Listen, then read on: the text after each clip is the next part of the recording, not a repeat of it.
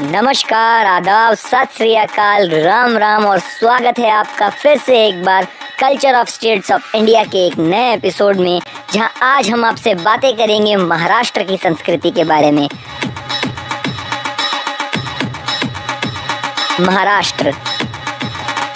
महाराष्ट्र का सांस्कृतिक जीवन प्राचीन भारतीय संस्कृति, सभ्यता और ऐतिहासिक घटनाओं के प्रभावों का मिश्रण है। मराठी भाषा और मराठी साहित्य का विकास महाराष्ट्र की सांस्कृतिक पहचान की अभिव्यक्ति है। स्थानीय व क्षेत्रीय देवताओं के प्रति भक्ति, ज्ञानेश्वर व तुकाराम जैसे संत कवियों की शिक्षाओं और छत्रपति शिवाजी व अन्य राजनीतिक तथा सामाजिक नेताओं के प्रति आदर भाव महाराष्ट्र की संस्कृति की विशेष पहचान है। कोल्हापुर, तुळजापुर, पंढरपुर, नासिक, अकोला, फलटण, अंबेजोगाई और चिपलूण व अन्य धार्मिक स्थलों पर दूर दूर से श्रद्धालु आते हैं। महाराष्ट्र में मेलों और त्योहारों का भी महत्व कम नहीं है। महाराष्ट्र के सांस्कृतिक जीवन में गणेश चतुर्थी, रामनवमी तथा अन्य स्थानीय व क्षेत्रीय मेले और त्योहारों का महत्वपूर्ण स्थान है। इनके द्वारा लोगों का स्थानीय तथा क्षेत्रीय मेल मिलाप होता है और ये सामाजिक एकता को बढ़ावा देते हैं।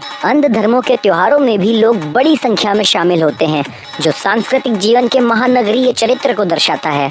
महानुभव मत और डॉक्टर भीमराव अंबेडकर द्वारा पुनर्जीवित किए गए बौद्ध धर्म से सांस्कृतिक जीवन को नया आयाम मिला है। अब बात करते हैं रंगमंच के बारे में। 1990 के दशक में महाराष्ट्र में रंगमंच पर विशेष ध्यान दिया गया।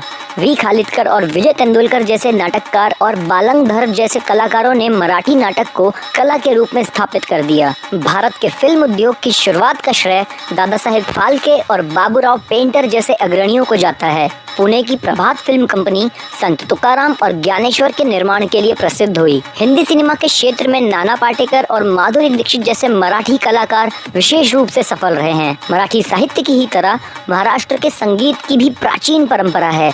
लगभग 14वीं शताब्दी में इसका मेल भारतीय संगीत से हुआ। आधुनिक काल में पंडित पुलस्कर और पंडित भातखंडे ने भारतीय शास्त्रीय संगीत को एक नई दिशा दी। विलायत हुसैन, अल्लाह रखा जैसे अन्य वादकों की भूमिका भी कम महत्वपूर्ण नहीं है। आज पंडित भीमसेन जोशी और लता मंगेशकर जैसे गायक महाराष्ट्र के सांस्कृतिक जीवन में संगीत की महत्वपूर्ण भूमिका का प्रतिनिधित्व करते हैं। महाराष्ट्र में कला की भी प्राचीन परंपरा है, जो अजंता व एलोरा की गुफाओं, वस्त्र, सोने चांदी की आभूषण, लकड़ी के खिलौने, चमड़े के सामान और मिट्टी के बर्तन की डिजाइनों में देखा जा सकता है। 1833 में स्थापित sir J school of art कला शिक्षक के क्षेत्र में पहला आधुनिक संस्थान है।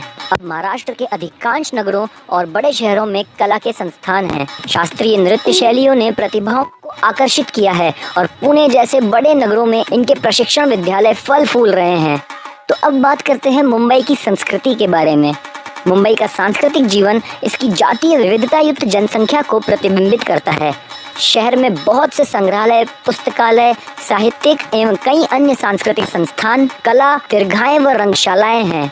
भारत का कोई अन्य शहर अपनी सांस्कृतिक एवं मनोरंजन सुविधाओं के मामले में इतनी उच्च श्रेणी की विविधता और गुणवत्ता के शायद ही करीब हो। मुंबई भारतीय फिल्म उद्योग का गढ़ है। साल भर यहाँ पश्चिमी व भारतीय संगीत सम्मेलन एवं महोत्सव और भारतीय नृत्य कार्यक्रम का आयोजन किया जाता है। मुंबई में जहांगीर आर्ट गैलरी है, जो मुंबई की पहली स्थायी कला दीर्घा है और सांस्कृतिक व शैक्षिक गतिविधियों का केंद्र है।